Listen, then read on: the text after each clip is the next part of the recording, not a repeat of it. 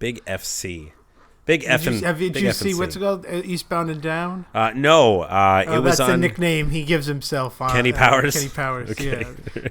Dr. Cock and Balls, aka the man with the golden dick. Doctor. Where did he get his PhD? That's what I want to know. All right. All right. You ready? I'm gonna. What's the term when you intro? I'll do the intro. Why couldn't I think of intro? I don't know. All right. You ready? Yeah. All right. Well, hello everyone. Welcome to the very first edition of Dirty Pitch. My name is Peter DeLong. With me for here and for now and for who knows how long after this. Until he gets very, very tired of me, which could be very quick.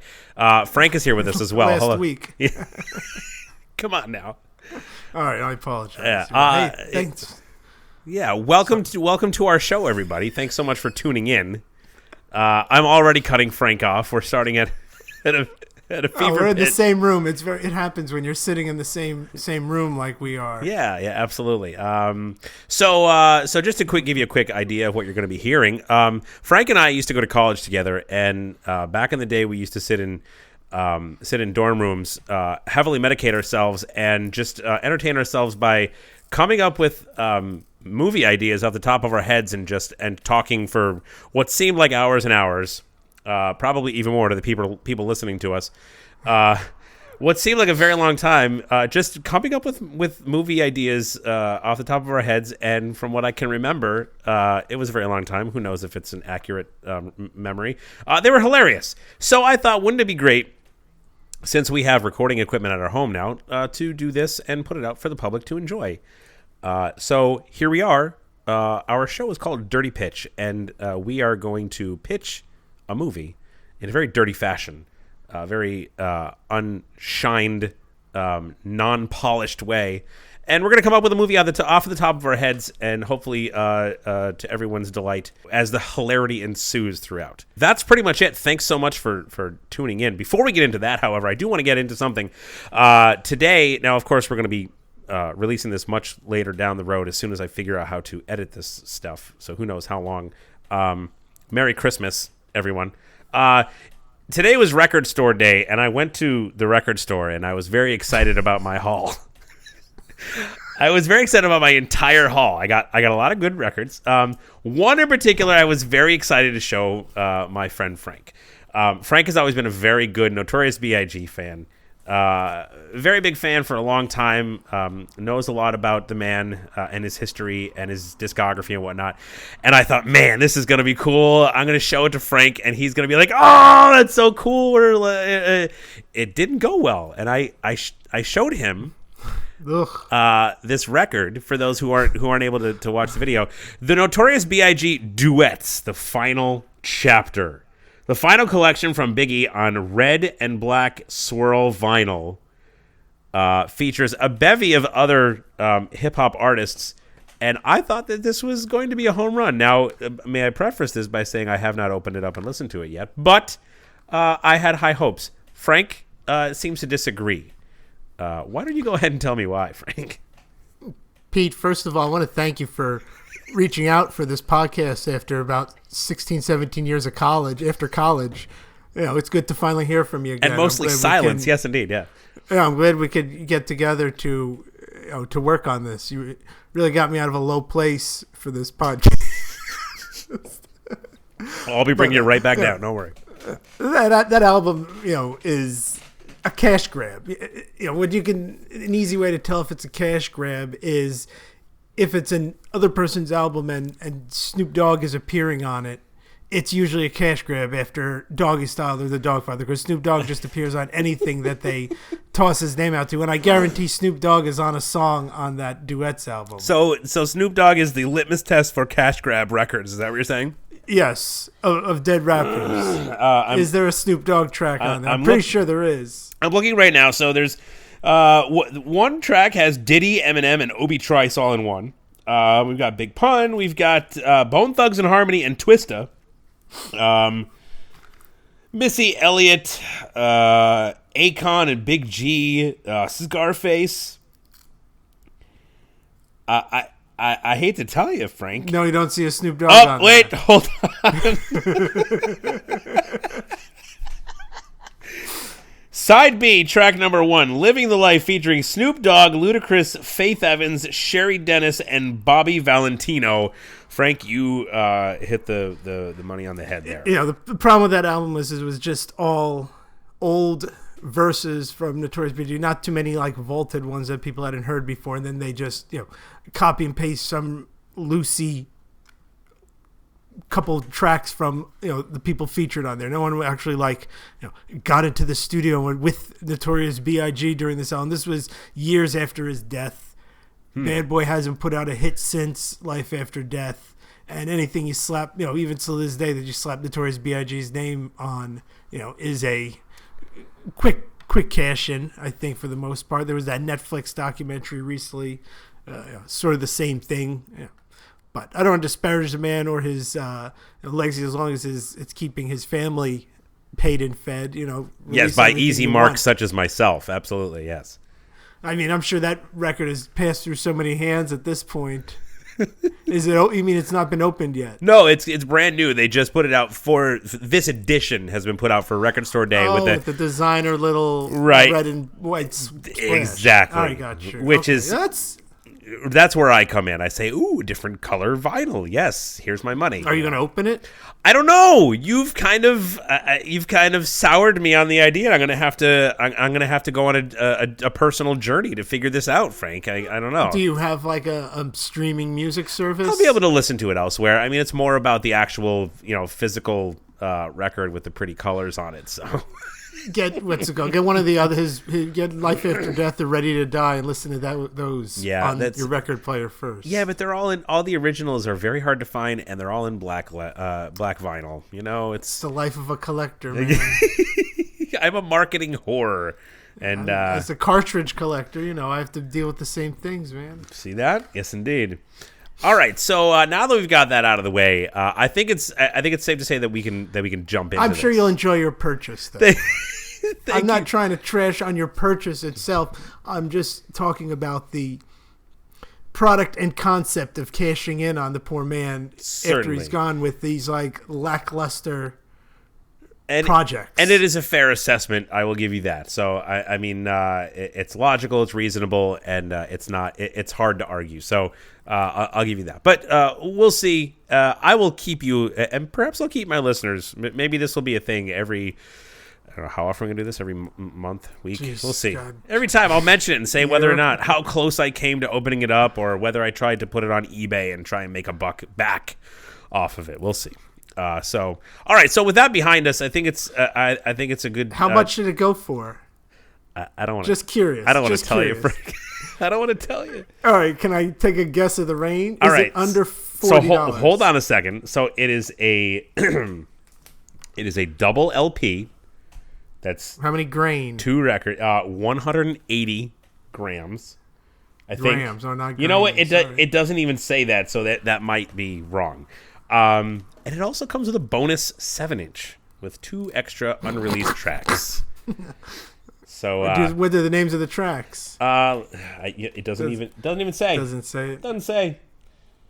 Just says with 2 bonus cuts. You know what? Never mind. It's not unreleased. It's just 2 bonus cuts. So, there's no knowing until I open up, if I open it up. But $50. The price tag on it was $45.99, which I will admit I didn't even look at until I was in line, just kind of all, you know, very excited about all the records that I got and flipping through them, and I saw it, and I kind of had to talk myself back into purchasing it. Did you know you want it when you walked into the music store? Was that on your list? It was on my maybe list. There was probably 20 records I wanted to get, and I knew that there would only be a fraction of that there available. So, at a certain point, I said, well, whatever's there, I'll grab. And I ended up grabbing 5, and that was one of the 5 that I got. So, was that your most expensive purchase there? There, yes. However, later on, I found my main want, which was a Desmond Decker box set of 10 7-inch records in a pretty little collector's box for $75, and that I actually found online that I got.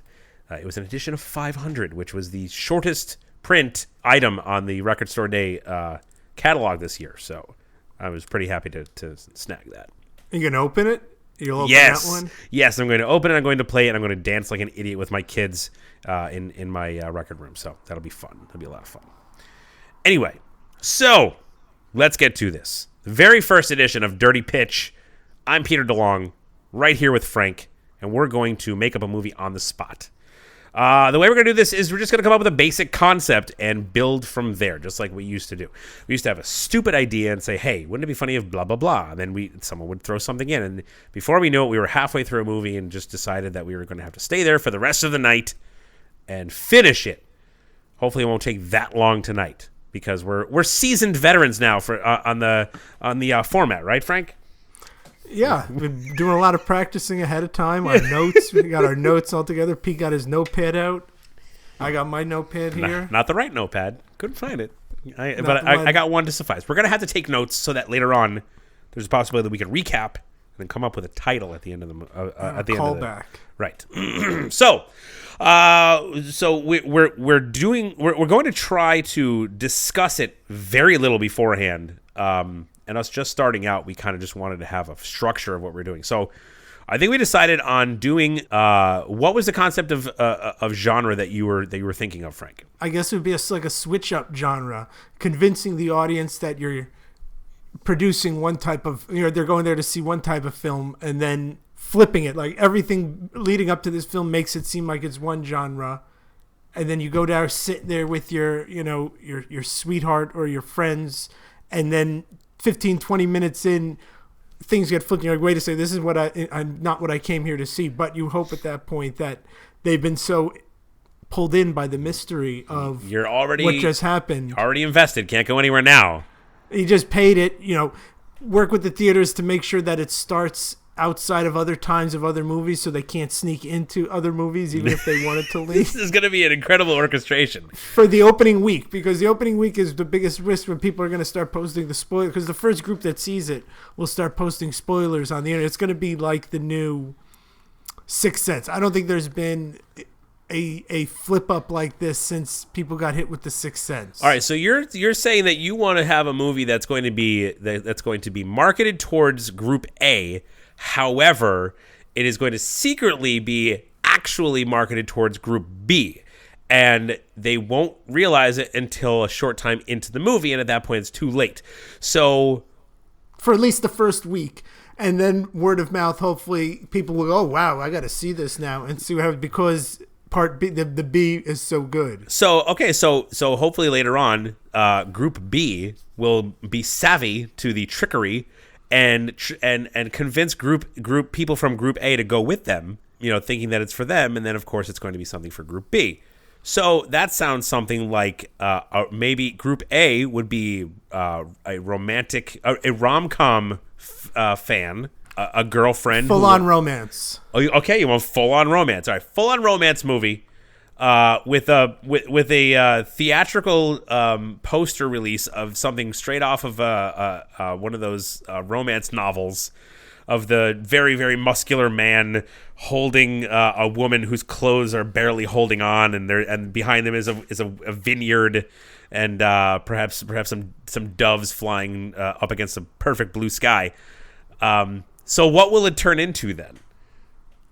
A full-on post-apocalyptic action movie.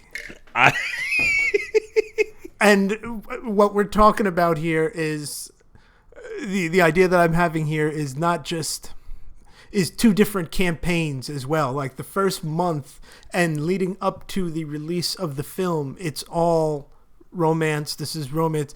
Once it's out, the secret's going to be out about it. And then switching that campaign to highlight the Part B of it, for the people that want to, but also keeping the Part A. And so it becomes then two campaigns, like the romance one for like the Hallmark channels and stuff like that for theirs, but then like the action part for the, YouTube generation and things like that with action, sequences from the film. Perfect. All right. I love it. Okay. So we're going to have to figure out how this movie starts out. So let's pull from the from the dark matter and the gray matter from our brains, and let's just say we're going to start out with, how about We start out with a woman going to a bridal shop with her best friend to peruse the bridal gowns, right? She's not getting married, and we know this because when she walks in, the person working at the store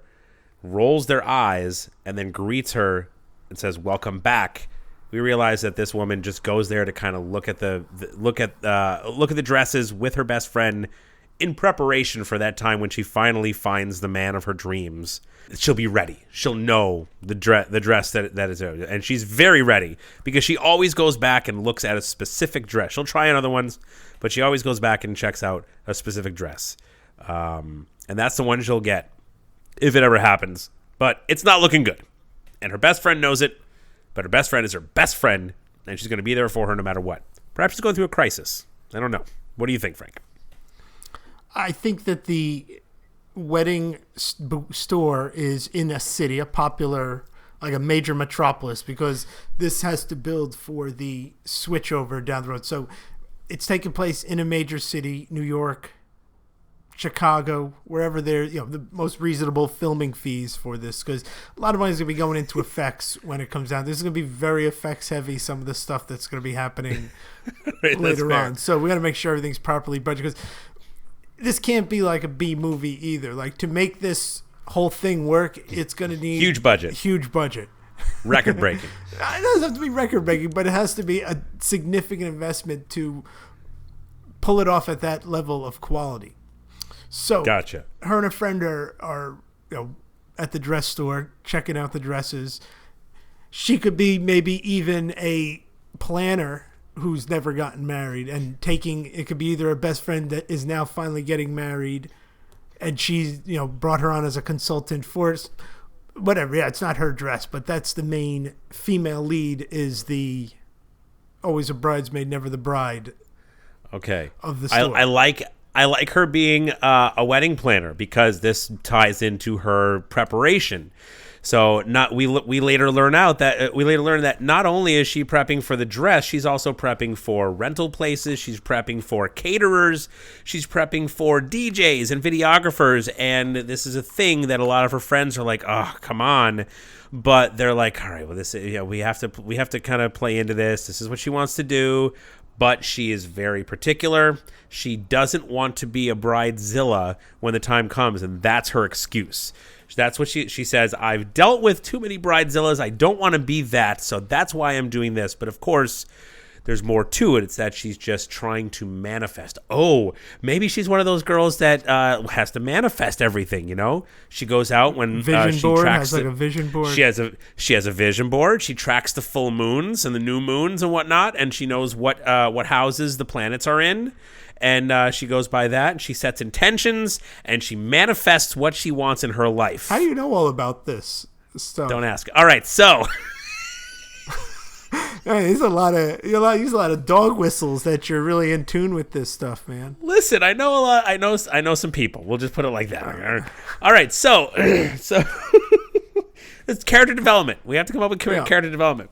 So all right, so she's kind of without using it as a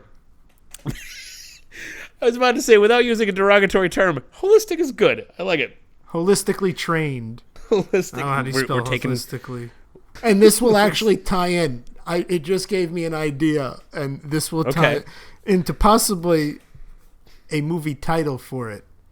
Perfect. That's what we need. That at the end. That's very good. All right. Now, do we focus a little more on this main character, or do we switch over to a new one? Should we do a little more on her, or should we switch over to someone else?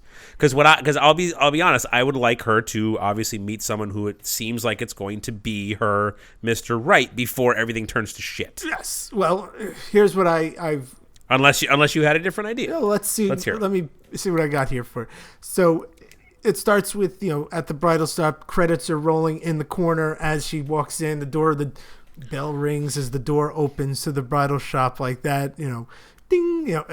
And that's when you sort of realize about her situation that it's not actually her going there to pick it up.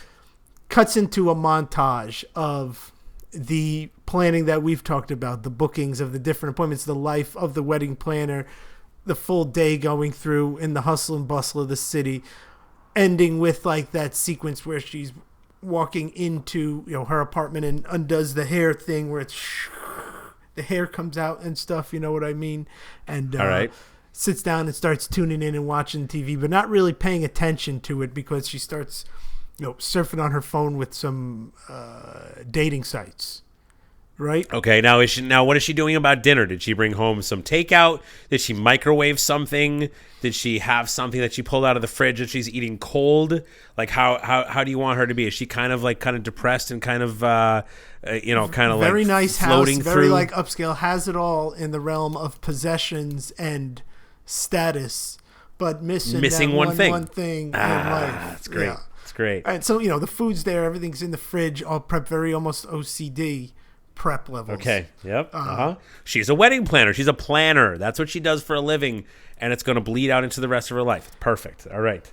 Ends with on the TV, the phone, passed out on the couch with the news on low, like the TV on low, and you just hear like authorities have tried reaching out, but no response has been made just yet. And like you just hear that in the background, like it doesn't really play into anything. You just hear it. She's not paying attention to it either. She's correct? passed out in front of the TV because it's like after great. a busy day, and just on her phone, you're passed out on the couch. Maybe a cat is running by or something like that. And let's go with some tired tropes, like maybe before she sits down, she hits her answering machine, and it's her mom, and she's saying, saying something like, I wish you called back. I met someone who, and his son is her son is a doctor, and you'd love him. You should definitely give him a call. I got his number. Call me back. Even But she'll be like, I'll call her tomorrow. I'll call you tomorrow, like saying something that puts it off to the next day or whatever. Yeah. So clearly this has been going on. So her mother is pushing her to find a mate, right?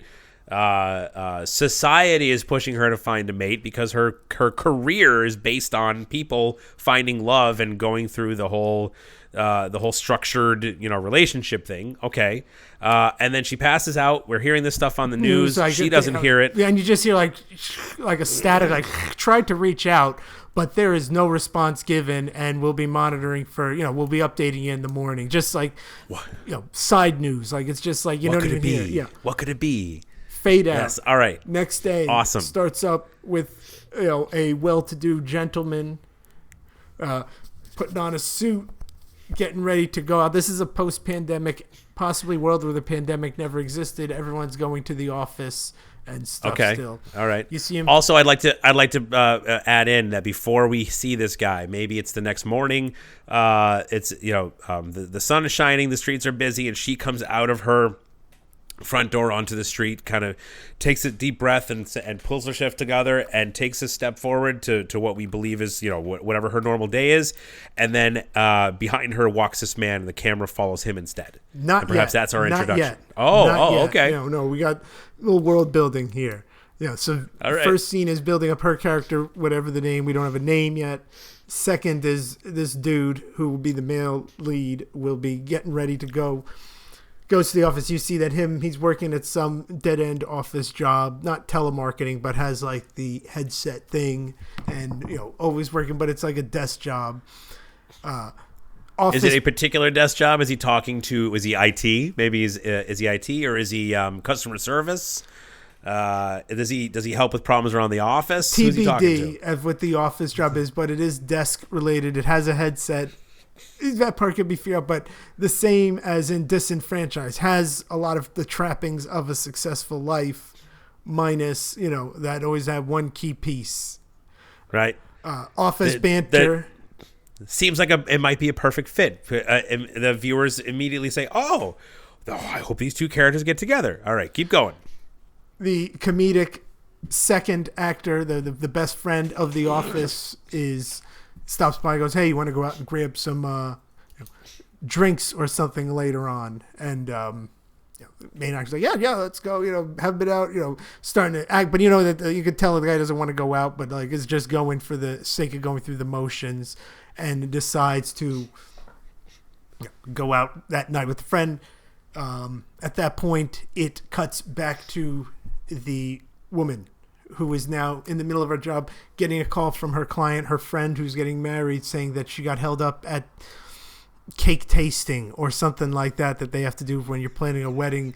towards the last week or so before. I don't know if you do that the week before where you test the cakes out, but something that where she can't pick up the dress and she asks the woman, her friend, to pick up the dress for her.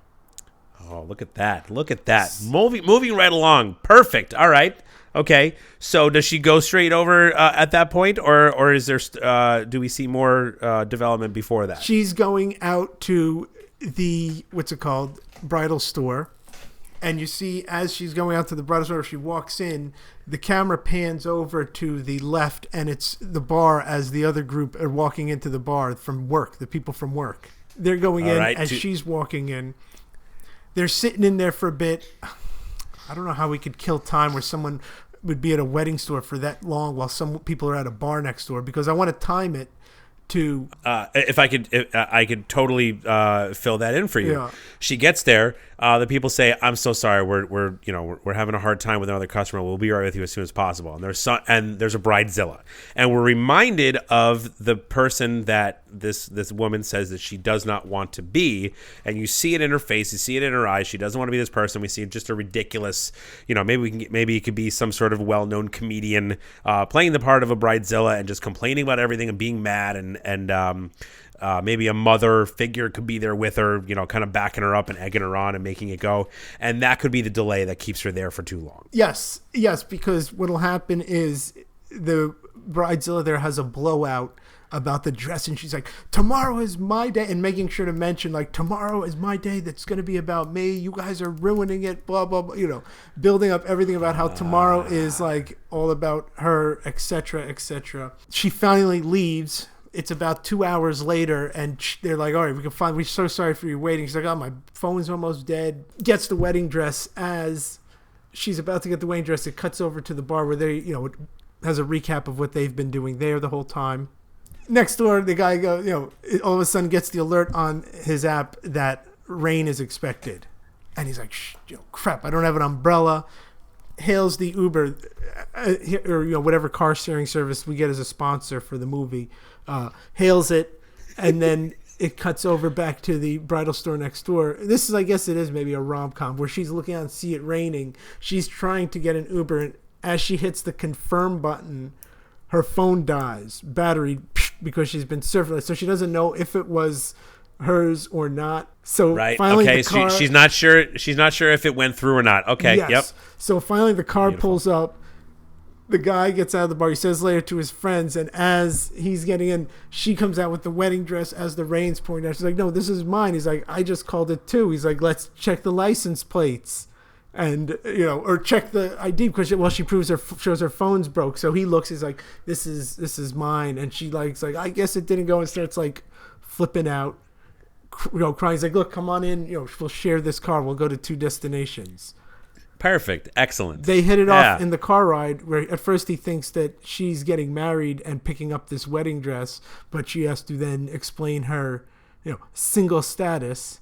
And one thing leads to another, and it leads to a one night stand at, I don't know whose place, one of their places. All right, I would say his, but I would also like to say that while they're in the Uber, I would love to see an awkward exchange as the driver is seeing what's going on, and perhaps he'll make some comments about, like, not these exact words, but, "Oh, maybe you guys are going to get together tonight," kind of like this. "Oh, no, no, I just met him, and I just one of those," and then immediately cuts to the next scene where they're rushing through the front door and tearing each other's clothes off. All right, yeah, and like they grab a pack of the mints and from the Uber, because he has like the little thing of mints and snacks and stuff in there, and they take like some mints with them. And yes, they're in like the throes of passion. I'm going to say it's. Let's make sure they visibly tip well as well. Yes, in the ad they go back. It cuts to an over the shoulder where he opens the app on his phone and adds to the tip and goes, "Hey, there you go." He's like, "These apps have a tip feature built in now, Maybe they're in the heat of the moment, and they're tearing each other's clothes off, and they're going from room, making their way to the bedroom, and then everything gets, "Oh wait, hold on a second," and he'll pull it out and then tip, and then we're cool. Yeah. And I forgot to beautiful, leave a tip. Beautiful. All right, so I love it. They go back to her place. Okay. As they're going back to her place, it spends a lot of time as they're walking in. You see in the corner, it has one of those fallout shelter logos. You remember that buildings used to have?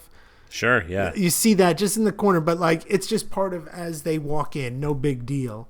All right. And you see them throws of passion, yada yada, gratuitous, like borderline X-rated sex scene. Like Okay. felt All like right. we're earning this. It's R-rated movie, by the way, too. See, I thought we were gonna go the way of like Hallmark, because I mean, like It is up where until they kinda this like, point. Like okay. So this is the first hint that this isn't quite what it seems. Then is that what you're, all right. just having like it starts off very Hallmark, then it turns into just like a very graphic, heavy R sex scene. Fantastic. Yeah. Fantastic. I love it. Okay. And at this point, people are like, "Wait, what the heck is like?" The first week of showings would be great, because they're like, "What the heck?" Yep. Like awkward, like Yep. But they know it's an R. And like, why is this movie an R? And when it first starts, the first 20 minutes, you're like, "How is this an R-rated movie?" I think my goal is to have Pat Robertson and Jerry Falwell call for a complete boycott of this movie once it comes out. That's what because if we pitch it as a Hallmark romance movie, plenty of people who are kind of aligned with them will go see it, and then they'll be shocked. And that would be perfect. That would be the measure of success if we got a boycott called on us by Jerry Falwell or Pat Robertson. And so then at one point, like during the sex scene, it does like this artistic mirror shot where you see the reflection and you see like the guy going to town, but just like in the mirror. But you also see a reflection. Is that how you do it? You just, All right. Okay. But you also see in the background the TV is having the news still, and like the picture is getting all like pixelated. You know when you get a bad signal on a digital thing, and you hear them talking, and they're like, talk still have not been any production, and it cuts away again. There's the next day. He's getting up. He's like, I gotta get to work. She, doesn't know which end is up, and is like, a disheveled. The TV is off at this point, and looks out. The day seems fine. Nothing's different. Getting dressed. He's like, we need to like hang out again. Oh yeah, this would be great. I think we really connect. He's like, yeah, I think so. You don't know at this point if it's like small talk or really honest. And neither do they. Neither do they. Yes. If the viewers are not sure, then they know that they are not sure either. Okay. All right. So he's like, all right, I will. They exchange your information. He leaves. As the door closes, you see her like, giddy because she had found, potentially someone, and, there was that gratuitous sex scene and everything the night before it, but like very happy with life at this point as she's getting ready. Cuts then to, now what happens next is all single take, single shot it's going to be. All right. Him getting into the elevator. You see him pushing the button. The elevator is going down. She lives in like a high-rise building because of her success. The music is playing, yada, yada. All single take. The door opens. He gets out. You see the Uber pull up, gets in the Uber. It's still one take. The camera's following. People are like, wow, this is like no edit. They're looking for the... As he's driving down the city, you hear the news going like, you hear communication has been blah, blah, blah with, and the guy's like, have you been hearing this stuff on the news? The guy's like, I have not, the male lead's like, I've not been following anything the past. He's like, weird stuff's been going on, they think that it may be some type of like alien life reaching out, and this guy starts laughing. He's like, yeah, all right, I've heard enough of this the past 4 years of all these conspiracies. Like, no, I think they were pretty serious about, and like at that point a flash and that loud high-pitched hum when you hear like what's it called, like an explosion near you, that right, yeah, like the ringing in your ears. Yes. After the explosion. Yes. High-pitched ring, flash, complete black for like 5 seconds, then it starts with that muffled, like someone's just coming to, right? And like all of a sudden you see the guy. And this is the first cut from those last couple scenes now, and you see someone like, come on, get up, and we got one, and pulls this guy up out of like a big pile of rubble, and he looks up and around, and like the city is just devastated at this point. Like, he was in the car, they pulled him out of the car. City's devastated. There's like weird shit flying above, but you don't see any clue of what's going on just yet. There's just like chaos going on. And he's like, what, disheveled about what's going on. And like the city is leveled not leveled, but like there's some significant damage. And people are going, we got to get out of here. Everyone's heading down to fallout shelters, blah, blah, blah, because of, Now, at this point, do the people that are rescuing him know what's going on? Is it still a mystery to everyone? Has it taken everyone by surprise? At this point, everyone's by surprise, because what you find out later is all the networks are now down, because like it took out they were studying our networks and knew where to hit to take out television, internet, GPS. Everything is just crippled at this point, which you find out later on when they try to use phones and stuff like that. But all right. They're like, we need to get to shelters. So it starts off with the guy, they're trying to get to a fallout shelter, and they look for the ones nearby here, and nothing has signs on them. And the ones that do, they go until maybe like 2 or 3, they're full, like, no one's coming in, get the F away, So he's like, wait a second, and they head over, then, it's him and the 2 people that rescued, whoever they is that rescued him, and they go to look for this girl's house because he remembers seeing the fallout shelter. He made a comment about it. Maybe the night before when they were walking in, he's like, ooh, fallout shelter. Good to know that there's one here still, like not realizing that. They head and they get to the house. They get to the fallout shelter. They're like, no, it's full. Let him in. And you hear in the background of the so-and-so to the main character. And it turns out she's down there. And he's like, you know them? And he's like, yeah, I know this guy. What are the chances, Frank? What are the chances? She made it to the fallout shelter too, in that building that she lives in.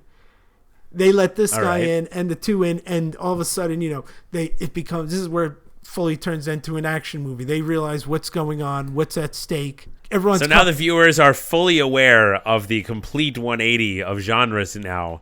And this is when they decide whether or not they want to waste their $6 or however the hell much. They already wasted it at this point. Yeah. It's in.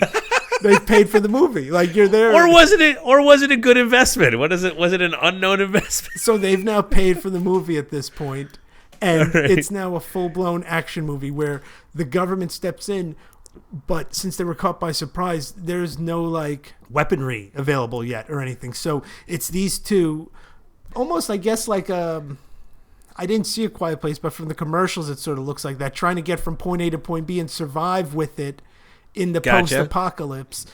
Perhaps the reason we're not seeing the government show up with weaponry is because it was targeted in whatever had happened, and now the majority of the United States military operational ammunition and weaponry is completely obliterated. Yeah, I want to add in like almost like a Cloverfield where you never really see the aliens that much either. All right. Or else it'd be too ridiculous. All right. But you see their crafts and you see things causing, explosions. Perhaps we'll see the actual forms of the aliens in the sequel, the lower budget sequel. It's going to be a hell of a surprise. It's going to have to be marketed again as a surprise at this point. Right. Like a whole new genre and surprise. Like that's down the road if this one even, right. No one's going to trust movies at this point. You will completely shatter the trust of the general public. The reliability. Yeah, the reliability of the movie industry will be completely shaken. Shaken to its foundation.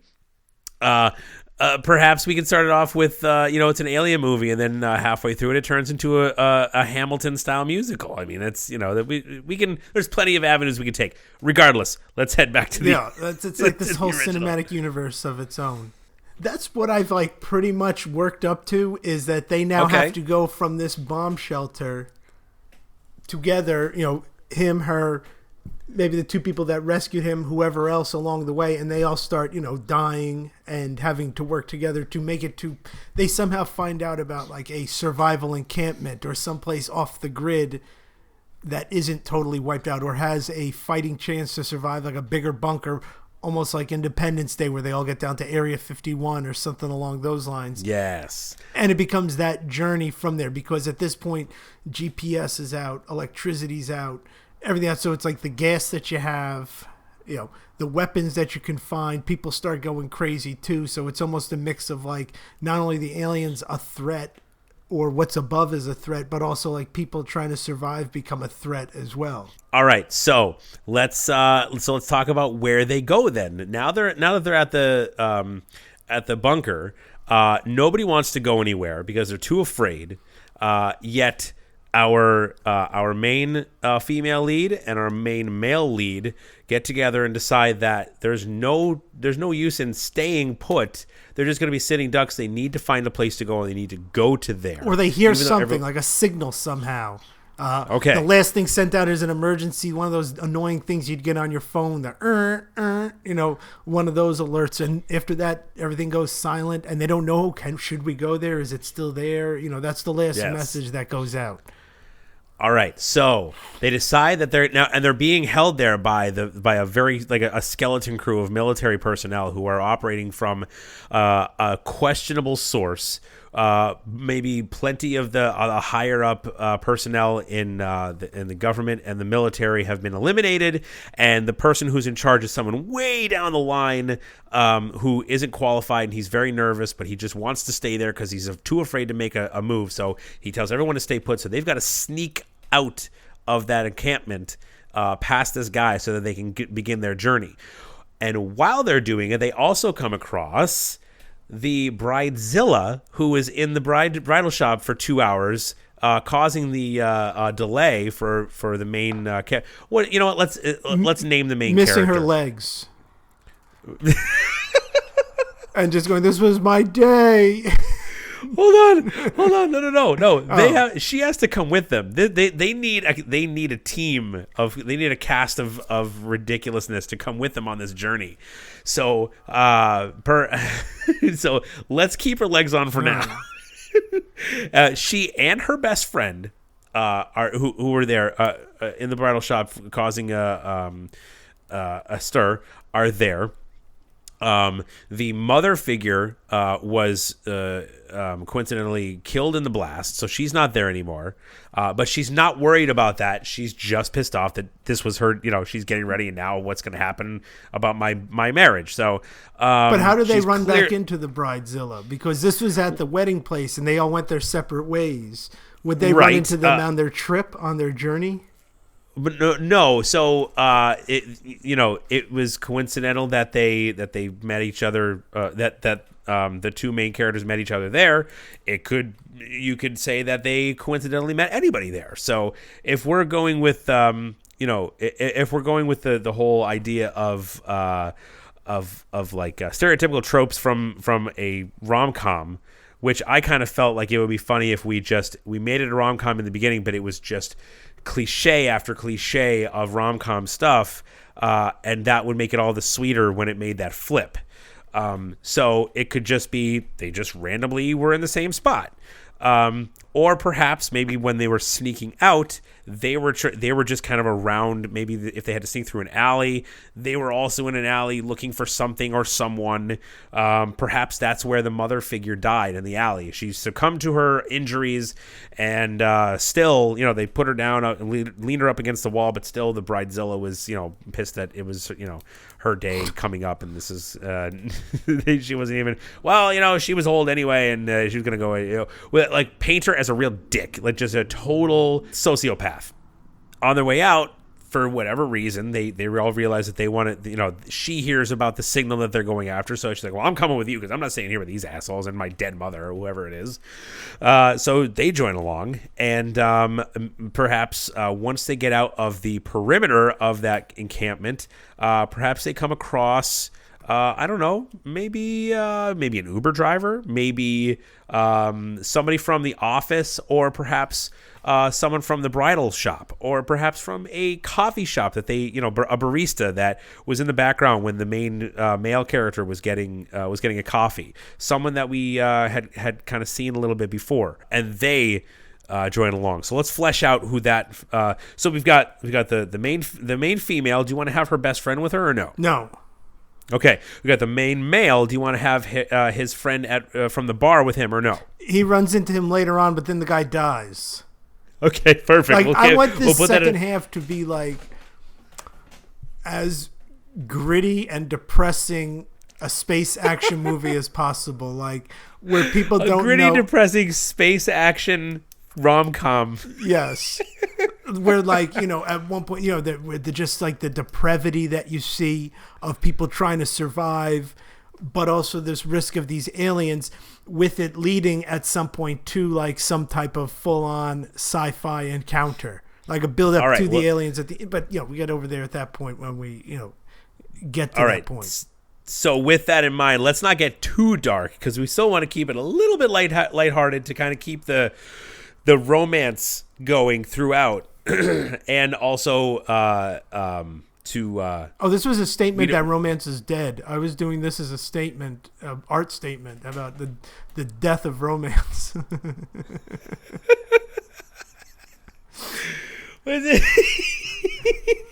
Well, the idea of this podcast was to see what crazy things our initial ideas turned into down the road. So this is right along with the idea anyway. All right. So they decide that they want to go figure out where this signal is coming from. They gain it's the main female, the main male, the bridezilla and her best friend, and then a fifth character. Who is this fifth character going to be? The person who pulled the guy out of the rubble. Excellent. Beginning. Okay. Great. So what is his deal? Is he a firefighter? Is he a police officer? Is he just was a guy on the street, a passerby? Okay, cool. Good Samaritan meets up with them. Maybe they couldn't figure out a way to go, and this guy comes in and goes, "Oh, you guys, come on, let's go this way." So he saves them once again. So it's like, okay, the guy who saved him before just saved them again. Helped him figure out how to get away and not get caught by that overzealous, undertrained military gentleman who was haphazardly trying to keep everybody in the same spot. Also, once they get free of there and they get a little bit down the road, that encampment blows up. Absolutely, 100%. Yeah. There. And actually, now talking about this, I don't know if this is too misery-inducing or another twist to throw into this would be. I'm sure the viewers will have a good threshold of misery, as a lot of them are going to be in there. Yeah, another twist being big fans of rom-coms. So would be a relationship develops between the female lead and the guy who pulled the male lead out of the rubble. So there's a little bit of a love triangle leading there. to the guy getting, the male lead getting killed by the guy who pulled him out of the rubble for whatever reason. There was maybe a fight between the two but all this build up for this male lead only for him to be killed, and this guy now takes over as like putting it out there as another possible twist. Is he going to do it in front of everyone? Everyone's going to know he killed him, or is he going to do it somewhere out of the rest of the cast's eye, and then he's going to come out and say, sorry, he didn't, something happened, he didn't make it. I'm thinking that leads to something like a fight leading to an accidental death or something like that. Like, okay, in front of people, okay. like, because he finds out what was going on. Another like really graphic post-apocalyptic sex scene, like with the ships flying in the background, like real, but like super graphic, yeah. Well, you want very specific things in your movies, Frank. I'm a visual thinker. He finds out about it. They get into a fight. He winds up off a building, falls down a sewer grate, something that it's not really his fault, but the main lead for the past hour and 10 is now dead because of this guy, and he now takes over as the lead of the film.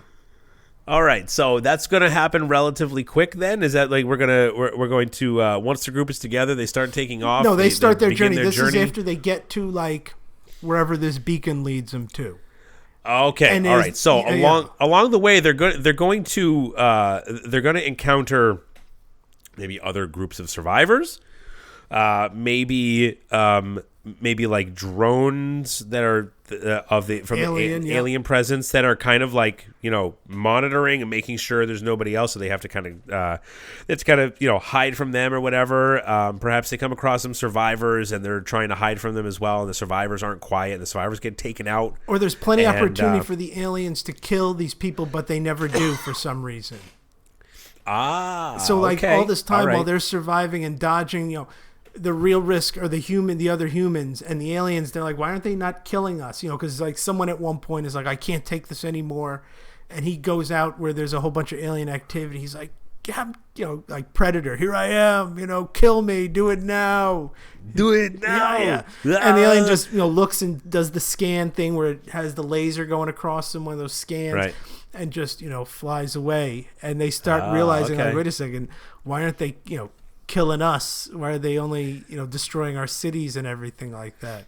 Oh, and perhaps that sows seeds of distrust among the group, because maybe the people who weren't scanned see that person who was scanned and wasn't killed and say, "Are you working with them?" Perhaps he's given the aliens some information on us, and then that would cause some infighting.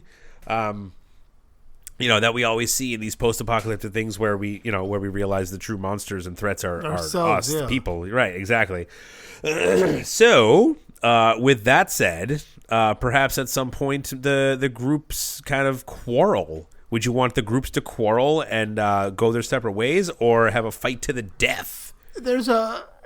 Our core group stays together. They make it to the beacon, but along the way, they've had to fight and possibly kill people in other groups. Got it. All right. right. At other points, they think that the aliens did stuff, but it wasn't them. It was other people. Like, this whole time is like, we know that for sure that the aliens aren't doing anything, but they don't know for sure yet. Okay, so perhaps the viewers see what happens. Maybe it'll be a flash over to a separate group. It'll be like a minute and a half of a separate group.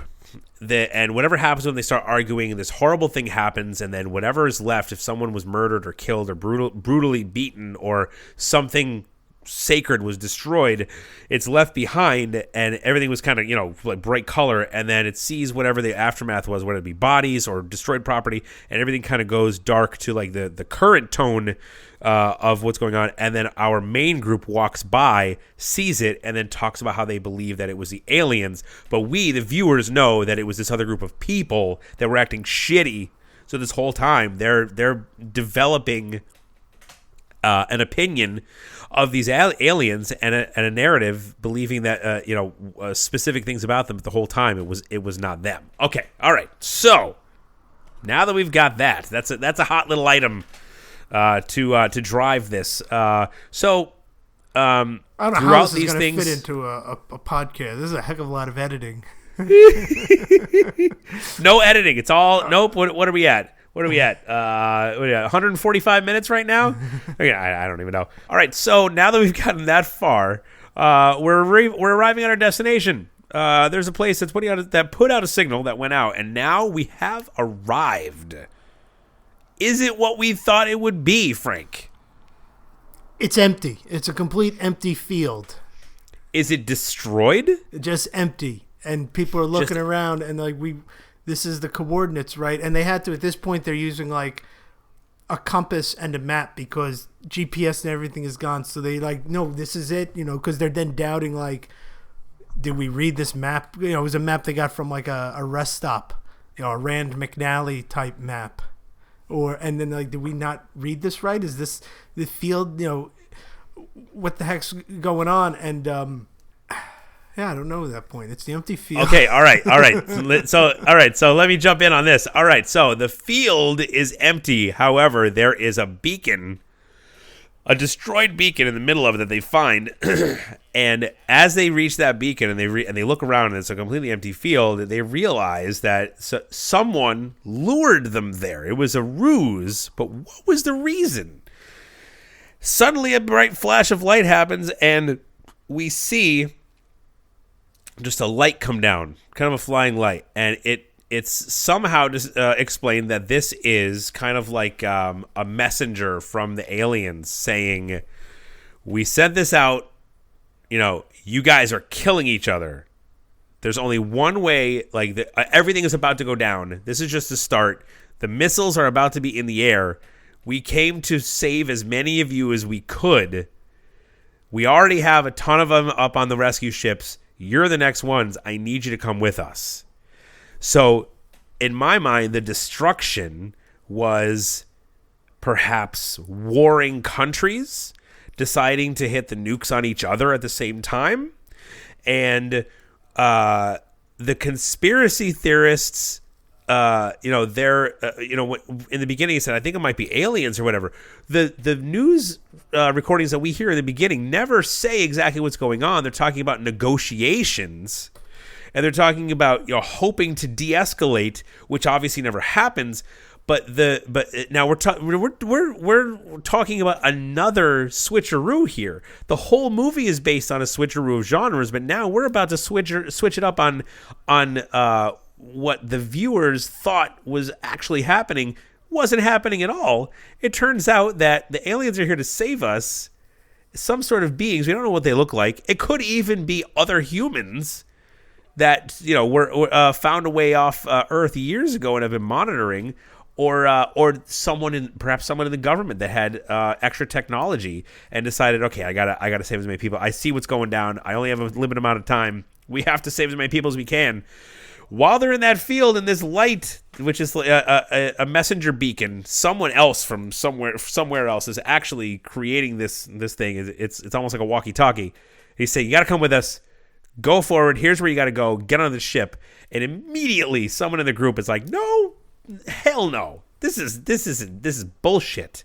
This is mind control, or it's coming up with whatever." And of course, there's a huge argument.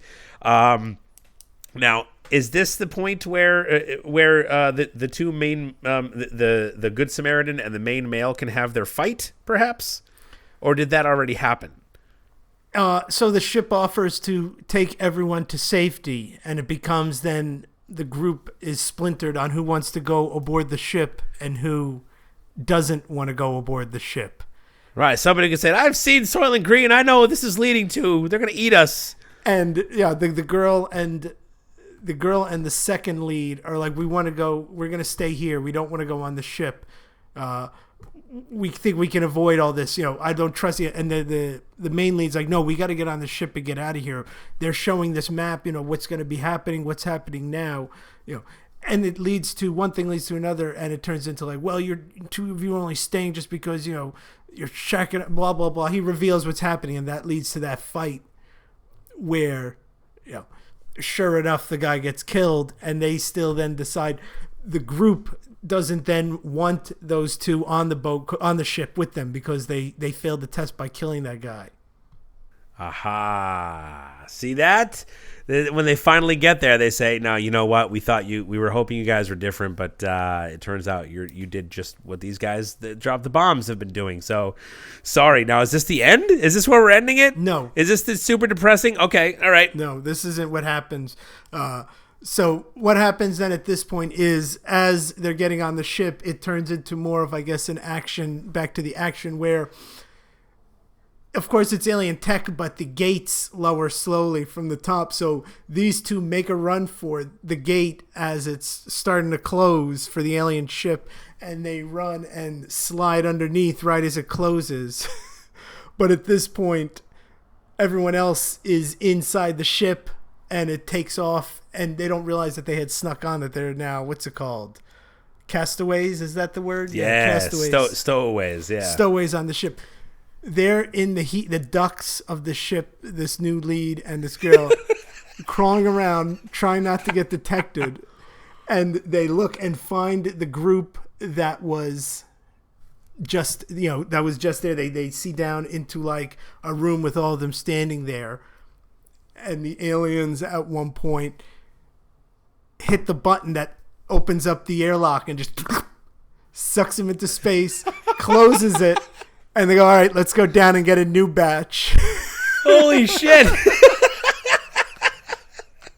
And they we're the switcheroo again. Yeah, another switcheroo. Oh my god. Oh my god. So wait, are they? So the aliens really are horrible people. At this point, you start realizing that they could take the shape of whatever to trick, people, and what they've been conniving. And you see them as they zoom up. You see like a quick shot of Earth, and the only place that's like dark is just the United States and North America. Every place else may not even have a clue what's going on right now. You don't know. Oh my god. We don't know if they just haven't started there yet, or if that could also be in the sequel. But they're like, let's go down and see if we can pick up some more. And what you start realizing is, that's maybe too ridiculous, is drop that terminology from your vocabulary. In a contest to see who can dump the most humans into space. And what they do is Perhaps- a planet. They pick a planet, they destroy it, and then they try to lure humans into their ships to take them up and just eject them. And whichever ship, after this, purging almost, ejects the most people gets like a space prize of some type. And it turns out to be like an alien game. This is like an alien game of luring humans up, and it becomes on the backs of the new, what was the second lead, and this primary female lead, to at least destroy this alien ship, if not all of them, to stop this game of just killing humans on Earth by luring them into space. Because you start seeing like bodies floating all over space from the amount, like hundreds of thousands getting dumped into space, like space garbage. Okay, I feel the ending coming up here because I think I know how to end this, and it's a perfect setup for a sequel. So first of all, they definitely need to, if it's a contest, they need to mark the bodies that they're releasing. So it's we like have to Top find a way to Golf. be like, You ever go to Top Golf? yeah, Where you can hit the ball and it with tracks how far you hit your ball and how hard you hit it. Each ball has like a little sensor in it. So how are they gonna get the They sensor in it tag without them them like knowing humans, that it's maybe, or something. they what? When they're getting on the ship, they make them maybe wear a wristband or something like that. Yeah, exactly. Yeah. Yes, that's what I was gonna say. They say, okay, just put this on. We need to monitor whatever. Yeah, or this something. monitors Yeah, your yeah, vitals or something. Yeah. We're gonna go up in space, and we need to monitor your vitals. Oh, that's perfect. That's perfect. All right, so they get up there, they start dumping out humans. And they're seeing this from the airlock while they're in their vents. It's like a clear acrylic where they could see, and so they're not getting sucked out. And they realize what's going on, and they're like, we're the only two that know about this and could possibly stop it. And, they may get their hands on some alien weaponry. They may figure out how to, take alien hostages or something like that. They at least get rid of that ship by the end. Like, they at least there's some effort, but it leaves the hint that this is going to continue somehow, and that the other planets don't know or the other continents don't know because they're able to spoof that Earth exists or something like that. Yeah, okay. So, with that in mind, we learned that they decided that the United States is going to be the first country they hit. They're going to kill the all North communication. America. Well, they'll just do all North America. All North America, right. And they're going to try that first. And after the success of North America, then they're going to branch out from there. But instead, these two find the alien weaponry, go and destroy. There's no humans left. They're about to go down and get another batch. Yeah, each ship is 5,000 people maybe. So like this is just numbers. Like you picture like 40, 50 ships each doing 5,000 people across America each trip and stuff like that. Like you start seeing when they go into space, this is where the big budget comes in. You start seeing like all these ships like lifting straight up into space, and almost at the same time you just see humans flying out of them. Like that's one of the scenes. You don't need a big budget for that. Have you ever seen an Uwe Boll movie? Come on. He doesn't have a big budget at all. He does stuff like that all the time. All right. So once they end up taking over the ship and stopping them from going down to get another batch of humans. And that's when they look around and we get the big reveal with like how serious it is, how many humans are in there. And when they take over the ship after they kill the aliens and they're listening to the communications between them, they get the story. The viewers then get the story of exactly what it is. We found out it's a game, it's a competition and whatnot, and what the plans are. And then they look at each other and they realize we've got to, we got to do something about this. On to the next ship or something. And that's where we're going to. I feel that's a good place to end it to set up for a sequel. It ends. What's it called? In the ship. The ship is like damaged. It's the two of them sitting there like they're waiting for it to just blow up. And you hear like some, classic rock start playing, and they're like, "This is it. Like, it's not it till we're blown up, And they then get up to get started with, righting the wrongs of the universe. You know what I mean? Like they think that they're down and out at first, but they're like, we're not giving up until the ship blows up, and they get up and start getting back into ready to start attacking. He stands up. He takes her hand, pulls her up. They embrace and like, let's go get, let's finish what we started at this point or something like that. And then it cuts to, the credits or whatever for the sequel. It's beautiful. It's beautiful. Now for the for the after credit scene, do you want to have another ridiculous hardcore borderline X-rated sex scene in the spaceship between those two? I'm not saying no to it, but what I was thinking is the end credit scene would be a woman walking into a wedding store in a different country, speaking in a different language, like the exact same beginning of the movie, but now in a different country. And you start seeing like a ship, one of those ships, the alien ships flying above in the movie, like, oh, here we go again on another continent, like, oi, like governor, they're in Australia or something like that. And, now Australia's next or something like that, so that there's going to be another one or something. Tremendous. All right, now that we're at the end, you said you might have an idea for a title for the movie. What do you think? Mercury in retrograde. Yeah. And that's a dirty pitch, ladies and gentlemen. Retrograde, we'll call it. Because with the spirituality that you're very familiar with, that you of talked on end about, that part that you've sort of talked on end about, I don't know. I just it was off the top of my head. I have no idea where I got it. But they could tie into the aliens. Maybe they're from Mercury that we find out. Maybe that's revealed somewhere along the way. Yeah, it's somewhere in the in the spaceship. Maybe in our galaxy. Property of. Yeah, I like it. All right. It goes up, but I mean, like, if it had the twist, if it's done with the right budget, this could be amazing. Yeah. If we had unlimited money, this could be $200 million. I could do it in $200 million, I think. All right, that's more than reasonable. How much did Avatar cost to make? God, I don't even. No, I was asking Siri. How much? How much did Avatar cost to make? I don't know how to do that. God damn it, Siri. How much did Avatar cost to make? Here are some movies matching Avatar. Yeah, I want to know how much. It cost a lot. I think we could do it in a lot less. It cost a lot. Yeah, I think that's a good assessment. I think $200 million could make a good, because we really don't need alien effects.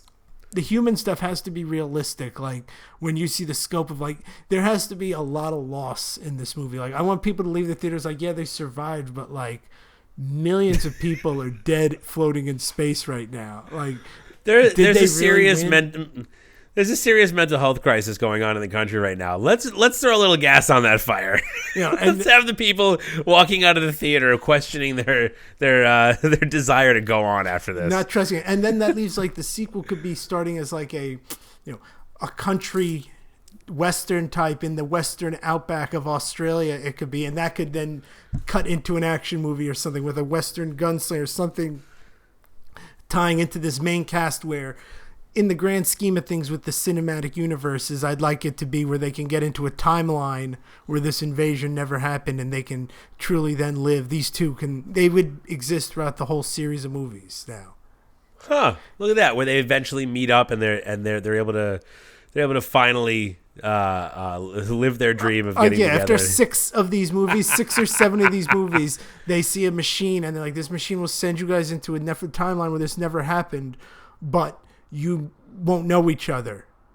And they're like, all right, we'll do it. And they both go through, but then, they do find each other again. It takes 7 movies for this to happen, but listen, movie production companies, all we need is a promise for a franchise. That's all we need. They'll get it after the first one. The first one will trick people so good. I can't see it failing. I love it. Well, thanks very much, Frank, for doing this with me. The first dirty pitch is out there, and we'll see what the internet thinks about it. I'm going to mail an envelope to myself now with this idea written down. Patent penny. Genre flip.